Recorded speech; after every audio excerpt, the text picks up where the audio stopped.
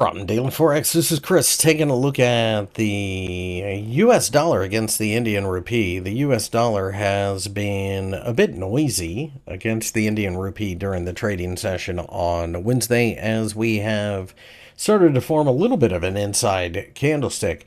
All things being equal, we have been consolidating, but I'm watching this very closely because we could be, and this is a preliminary pattern. This is not something that I know for a fact or are willing to jump in with a huge position, but we might be getting ready to form some type of ascending wedge. We'll have to wait to see. Because at the same time, you can make an argument that the market is probably going to also interpret this as a potential bullish flag. So we've got a lot of things going on, and I like watching this market because it should give us a clear indication as to where it wants to go in the next couple of days. If we break above the 88.50 rupee level, then the market really takes off.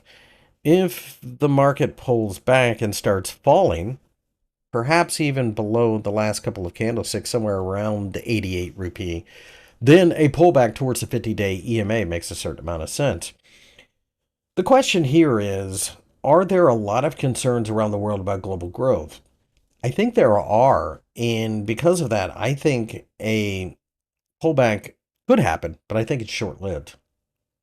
Keep in mind that there's 50% tariffs on India right now via the United States, and while India truthfully doesn't provide much trade to the United States beyond IT-related tech support and things like that, it does have an effect on their economy. President Trump has recently threatened to look into the idea of forcing IT companies in the United States to use onshore technical support. If that's the case, that could cost India massive amounts of jobs. There's a lot of noise around this pair, I guess, is essentially the takeaway here.